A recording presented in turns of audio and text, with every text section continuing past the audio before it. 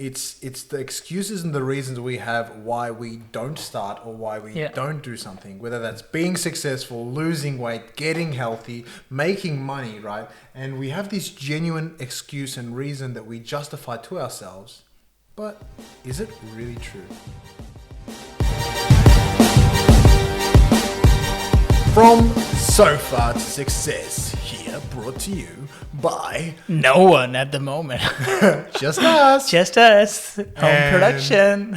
Our productions. The question is, and the podcast today is about, are your excuses stopping you? And, it's this thing where people don't even realize. I'm guilty of it. You're guilty of it. We all are. All right. It's the excuses and the reasons we have why we don't start or why we don't do something, whether that's being successful, losing weight, getting healthy, making money, right? And we have this genuine excuse and reason that we justify to ourselves. But is it really true? And it's something that I had to face hard, because the hard to have someone tell you, hey, you're sort of making a reason, right? That's not really true. And so everything we talk about today, you may get triggered. Yeah. What was your biggest excuse? Mine, that it was my genetics and I couldn't lose weight because of my genetics, and my body just didn't want me to lose weight. It was true, but it was also not the truth. Does that make sense?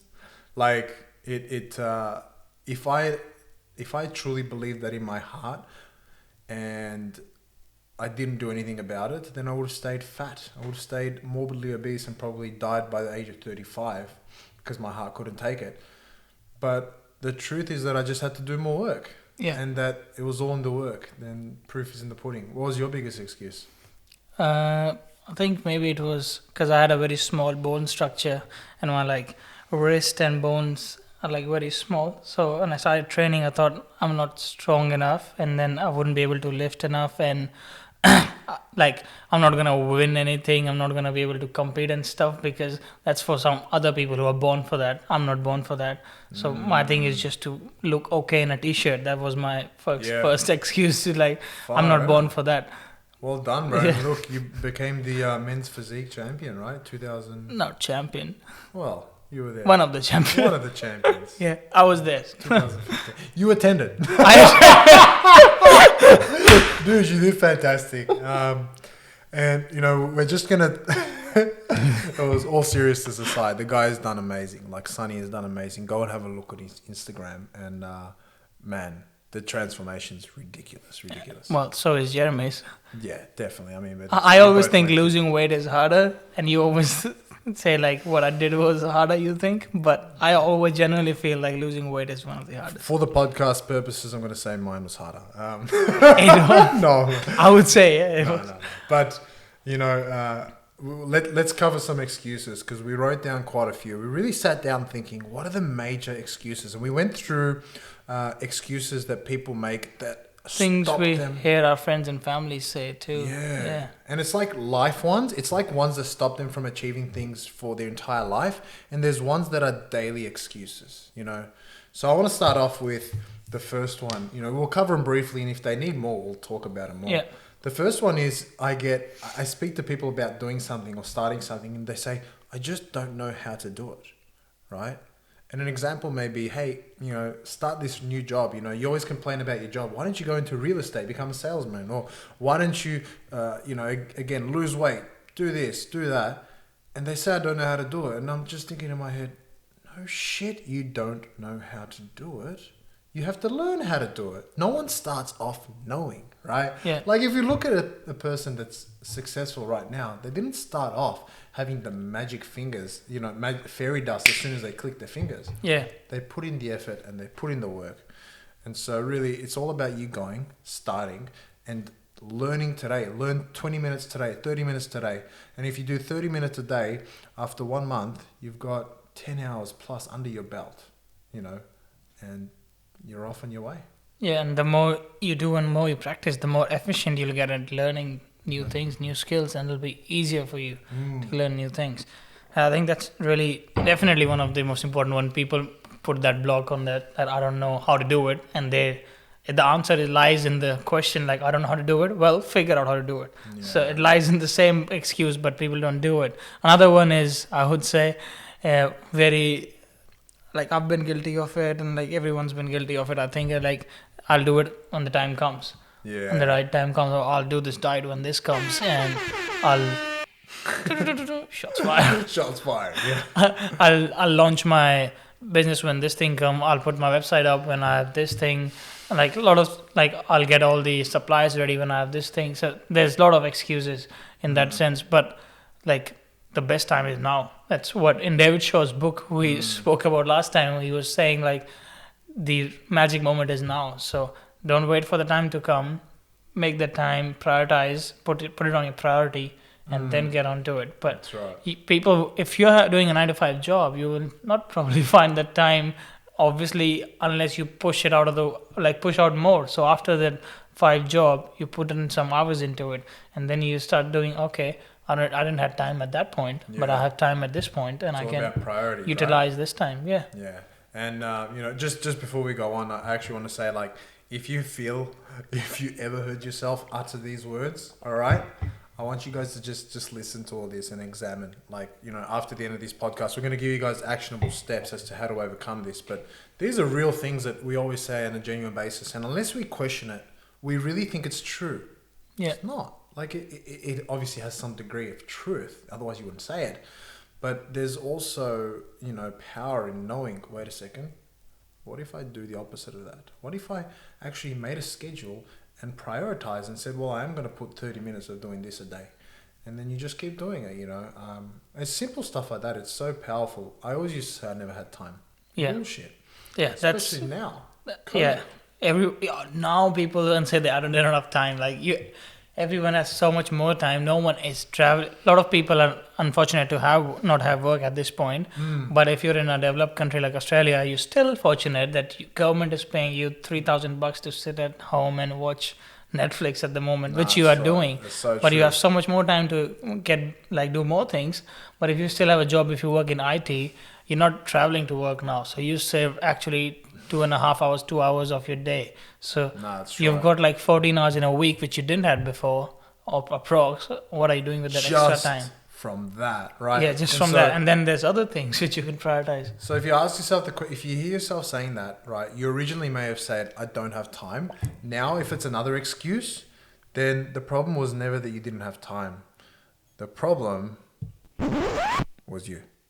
Okay. And I mean that in all genuineness, like you inside are constantly finding a reason why not to do it. And that's because shit's tough. It's not easy. You don't want to get up and grind. Okay? Yeah, and then we know because humans want to just preserve energy. It's a known fact of our survival. Right. Like preserving energy, eating, mating, these are the primal instincts, but nothing gets done in the comfort zone. Man, I want to lie down all day long if I can and close my eyes. You know what I mean? Like, but I know that shit doesn't get me where I want to go. Like you said, the comfort zone. Next one is, I think, this is something me and Sunny constantly talk about. It's luck. Right, and we ain't gonna get in a debate on this show because things are gonna get heated. These microphones are gonna probably burn. You know what I mean? No, I'm kidding. And I'd actually love to have a full podcast on this one day, just because we bounce off ideas.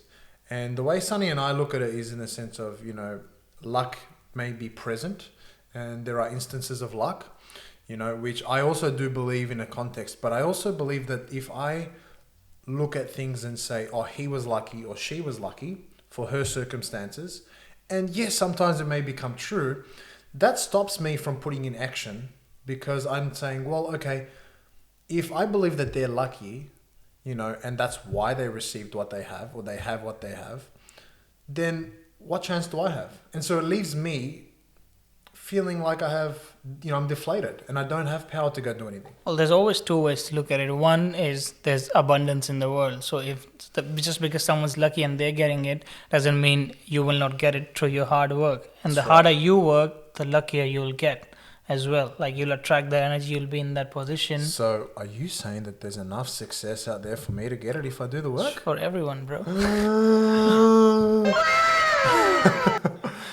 In every industry, there's room to grow for everyone. Exactly. Yeah. There's people just saying like, oh, Gary Vee has the social media done ready and sorted, like on like Bill Gates has Microsoft. That's a big example. People don't even aim that high. Or what about like energy drinks? Red Bull came out, then Monster, then all these other guys started coming out. Yeah. Rockstar taking the show as well, Everyone It's not- still sells. There's still market for everything. If you can Yeah. execute properly and be you authentic, they all find their own niche and then they go on to that.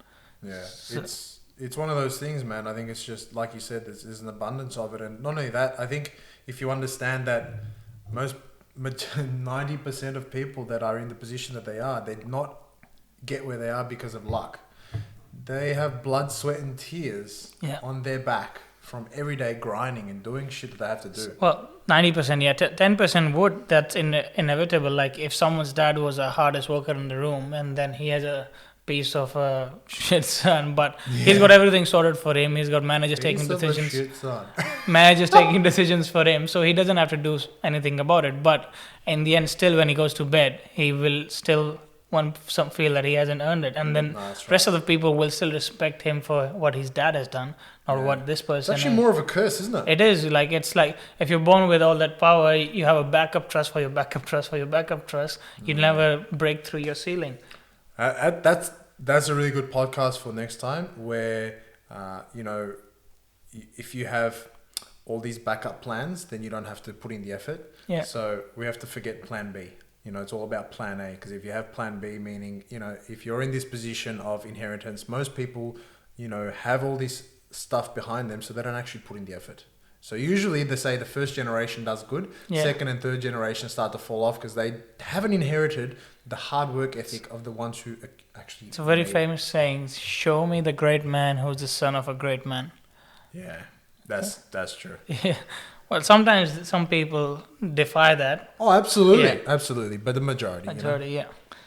So next is people saying I can't and I'm not good enough. Correct. Yeah. That's- Not yet. That's correct. Exactly. Right now you're not good enough. But let me ask you, have you put in hours and hours of work to become good? And if you're going to say yes, how many hours? If you have only done, what do they say? It takes 10,000 hours Yeah, for mastery. to right? master a skill. Yeah. So if you've put in 3 hours on something and you think, I can't, I'm not good enough. Well, no shit, man. It didn't take the other person that you see is successful, didn't take them 8 hours. They had to put in a lot more than that, right? So like you said, add the yet there. It's a really important one. If you ever say, I can't, I'm not good enough, add a yet and then go back to work. Yeah. It's as simple as that. Yeah, and then 10,000 hours to master a skill can be daunting, but you need actually 20 hours to be knowing enough about a skill and actually practicing it so you can keep getting better onto it. So the first 20 hours would be harder for you, but then it'll get easier. So 100%. maybe just have that target, like, I don't know yet, but if you purely give 20 hours to something, you'll see how much better you know after those 20 hours about that subject. Couldn't have said it better. Yeah, and another one which a lot of people use, and like I've used that to not do a lot of things when I was like still in my 2021s. I'm like, I'm too young, I have time. So I'm either too young or either you're too old.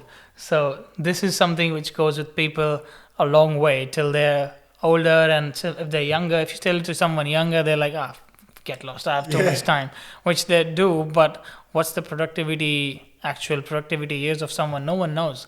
Like, when does his productivity ends? He can probably, something might happen to him next day, or So what, when people say I'm too young or I'm too old? yeah. Yeah. So Yeah. it's just like they're putting the whole barrier onto themselves so that they don't have to go and do this thing. It's a kind of an excuse, an anchor. They put it like, one says I have too much time because I'm too young. One says that I don't have enough time and I won't be able to make any impact. So they're both putting off things. First is putting off thing for tomorrow. The other one is saying, oh, tomorrow went past and I can't do it now. They're finding a reason why not to start, really. Yeah. Yeah, and I think that one's a massive one, because I see so many people, and being in the space of entrepreneurship, you hear of so many stories of people started when either they're super young or super old. Like Gary Vee, if you don't know who he is, by the way, just listen. Yeah, he's got some stuff where he's arrogant in some way, but Come he's also out got of a your lot rock. of good information. I watch his videos, and I saw this 14-year-old girl the other day on his thing saying, Gary, I saved $14,000. Yeah, I'm like, what the heck? And she's that's like, US "What can I do?" dollars. Yeah, exactly. And so you hear so many cases, you see all these young kids, there's kids there asking questions. They turned 18, 19, and they've just developed, a whole new game and new stuff. And they're talking about hundreds of thousands of dollars and investing. And I'm like, oh my God. Yeah. So I'm like, where am I now? Right. And I'm like, why didn't I start then? So there's always the question of like, really, are you too young and are you too old? How many people are so old? They started at 60. Look at Colonel Sanders, right? Yeah. Prime example. Yeah, true. And the next one is, what if I fail? So what? Fail again. When you fail, you learn. Failing, there's a famous saying, fail your way to success. Yeah. There's two ways to go about that. Yeah, sure, we need to fail. Yeah, sure, we will fail, but we don't need to. But every time you do fail, it's a stepping stone to learn. I know everything I go into, I expect to fail, but I don't plan for it. The reason I expect for it is because I don't have the experience. I haven't done it before. And well, that's the reality. That's the chances. Yeah. But when I finish and I stuff up, I say, okay, where did I stuff up? Let me start again. Because look, if I let failing stop me from doing what I need to do, I'd never start because then I'm worried what people think about me. Yeah, and also failing comes like, if you're not trying, there's only, like if you're trying, then there's two outcomes. Either you fail, either you succeed. And then if you're not trying, there's only one outcome. You fail. So your odds are still 50-50 when you're trying. On a broader sense, they're still 50-50 if you're trying. If you're not trying, you already gave in. You sunk in the water. You're done. And there was a great saying, I can't remember it word for word, but if you've never failed at anything, then you've never done anything, You never tried. And you've never done anything great enough or you never tried anything great enough. Yeah. Yeah, because if you have not failed, it really means that you've never actually tried to do anything good. Because if it's easy to do, well, then it's not worth much, right? Yeah. If it's hard to do, then it's very much worth it. So chances are you'll fail. That's a very cheesy one as well with Albert Einstein when he failed 1,000 times. The journalist asked him, and then he said that I didn't fail 1,000 times. I found out 1,000 ways. 1,000 ways how not to do it. That's true. Yeah, that's all counts in your experience. 100%. And I think that falls in with what people think. Yeah, and what people think is a lot of people don't want to do something like for an example, we're doing this podcast and we can be like, oh, what will people think? We're trying to impart knowledge on other people. We're trying to expand our community. Like, are we trying something that we are not still ready for? But that can hold up some people not to do it. Or if there's someone who's going to start a business and he's too young and he doesn't have that experience into it. He wants to go and speak to a venture capitalist and he thinks he doesn't have the experience. What would the capitalist think and what would the other people think about him? But that will just stop him. What gets him going is what he thinks about himself and how much confidence does he have in himself. Like in the last book we spoke about believing in yourself. That's where this comes in. Massive. Yeah. And I think in the beginning, I think, I'm sure you were, everyone is I was afraid of what people think if I failed. I'm like, yeah, man, example, right? Go and ask a girl out when you're, speaking from a guy's perspective, right? And I'm like, shit, man, what if she says no? Well, how will she ever say yes? If you have to go and ask. Yeah, only way to get over it is ask a lot of girls. Go and do it. that too. Hey, now this is another lesson, guys. This is a freebie, all right? No, I'm kidding. 100, ask 100 women, get 99 slaps and 1 kiss. Okay, that's the way it works. Those are the odds. So if you're better looking, you'll have different odds. And if you're good at communication, right? Yeah. And you improve if you're funny, on it. If you're good looking, you'll have different odds. Let's not go there. Let's come back. But basically, the idea really is that, hey, I don't care what other people think. Because if other people think I'm going to be an absolute moron and so I don't do it, well, I'm going to be the one regretting my life when I'm not happy. Not them, So honestly, if that is something that comes to your mind, think about it. Are they paying your bills? Are they the one that's going to be happy for you? No, you're the one that's in charge of your happiness. Yeah, true. Yeah. That goes a long way. Yeah. So the next one is going all in or nothing, right? That's something that people, it's a very standard excuse that people don't even know they're making it, but it's their way of saying oh, I'm a hard motherfucker. When I go hard. Or I'm not doing it, but it's my choice that I'm not doing it right now. But when I choose to do it, I'll pick up the mountains on my head. And when I So- choose to do it, I'll run faster than Usain Bolt. I'm not just choosing to do it. I'm all in or nothing. And I think there's another way to it. A lot of people, and I used to be like this, it wasn't because I thought I was going to be the hardest. It was actually like, well, there's no point me doing it unless I'm all 110% in. Otherwise, I'm just half-assing it, which is true to a degree as well. But, I mean, that just means But- you expect everything to align for you to start. If you're living a sustainable life, progress over perfection is something that's going to get you longer way than saying this. And this will limit you to take action. Whereas Exactly. taking action is the first step, and then thinking about result is the next one. This is going to limit you from taking action, either all in and all out. Like, I don't have this resource to go all in. I don't have these fancy studio equipment to go all in, or I don't have this much money to go all in, so I won't even go in. Take the first step, start doing it, and things will fall. Exactly. And I think that sums it up perfect. Next is just simply the blame game, and that's blaming other people for the reason you're not successful, blaming my genetics, blaming someone else for me not getting where I want to be. Blaming the government, blaming the economy. And yeah, there may be some truth to that, but unfortunately, there's a great saying I love, which is fault and responsibility don't go together. May not be your fault, okay, for whatever happened, and my genetics were not my fault. But hey, it's my responsibility to go and do what it takes. So I need to take charge. Yeah. And another one that goes with after the blame game is the resources. People just say that I don't have the resources to do these things. I don't have this much money. I don't have these right people in my contacts. I don't have the actual time resource to dedicate to it. That's another. I don't have the money. I don't have the funds. I don't have the car. I don't have I don't have the car. I don't have this. But that's just you. You don't need resources. You need to be resourceful to get those resources. Exactly. So that's where you start pivoting from what you don't have to what you can actually go and grab.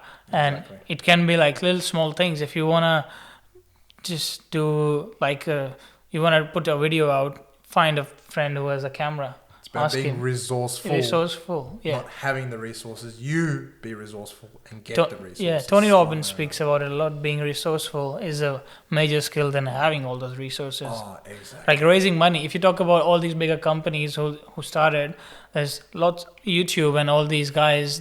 When they started, they didn't have all that money. They raised it. They were resourceful, and they got the money raised. They prepared. They pitched it to the people who had money, and then they gave them the money.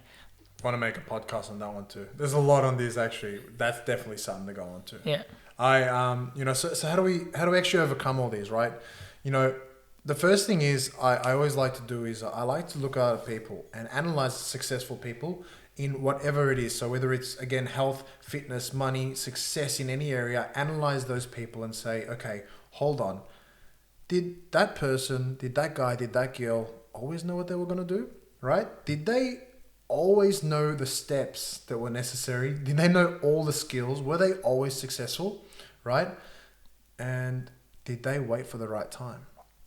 All these questions, right? Did they have these excuses? Answer is probably not, right? And they put in the hard work. They did not come by chance. They put in the damn hard work. And so when I analyze them, I realize, wait, genetics, gifts, being gifted or having the right time, all these things that come to my mind that I used to say, that was not in their vocabulary. All they did was work. Yeah.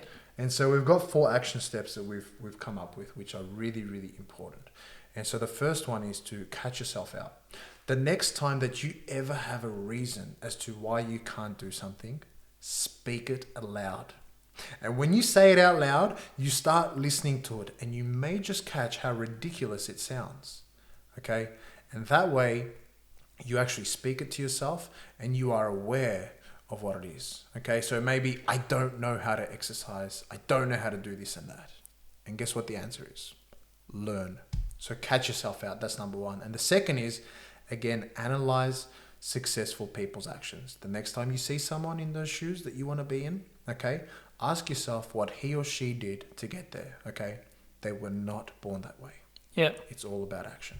Yeah, and then you open your mind and be more fearless if, regardless of your excuse, maybe if it's a relevant excuse, if you actually have your health problems or if you actually have something, just detach yourself from that problem, open your mind, be more fearless, and think, what if I still pursued this goal regardless of these things and not making these excuses?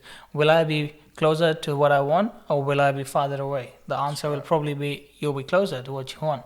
And this is an important one which will shift your mindset perspective. And the next is the excuse block. See where you're using that excuse for doing something. Yeah. Whenever you, as you said, the catch yourself part, that implies here, like when you catch yourself, repeat after yourself, like, I'm not doing this because of this, and verbalize it. Yeah. And say it, like, I'm not going to train because I don't feel like it. And when you say it, you will feel like this is not. It's like that trigger we always talk Yeah, about. trigger. Right? Yeah, it's like your inner voice will say, "Stop being a bitch." Yeah, like you hear it out loud and you're like, I just made an excuse that made zero. I wanna. Yeah, it makes zero sense. I wanna eat this stuff because I feel like it, and then you hear yourself out, and then you feel like this is like a big brother, little brother thing. Like, you sounding stupid, bro. Yeah, you're almost like listening to your inner mind, which is a little, and then your higher voice is like, oh, that's not good. So Yeah. I think that really sums it all up. And Yeah, and there's one more is like, Sorry, you need yeah. to find out if there's an excuse, how to like start after that excuse. Like, yeah. if that Challenge the excuse, Yeah. challenge the reason, and say, well, what if I actually did do something about it, right? Yeah. What if that's not true? What if I don't know, but I'd learn how? Yeah. You know, and I think that's an important piece. Yeah.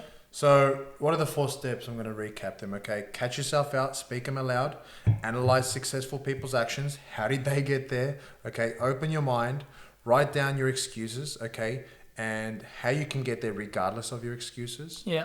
and the excuse block. Yeah, and so, guys, this is really important stuff. Catch yourself out, listen to your mind, listen to when you ever come up with a reason as to why you can't do something, and then come back to these podcasts and listen. Okay? Question yourself and go through it all. And tell us, what are your major excuses? Yeah, curious. I'm full of them, and I should say. I'm still finding all of my excuses today. Yeah. Yeah, done. All right, guys. Ciao for Ciao, now, ciao. but not forever.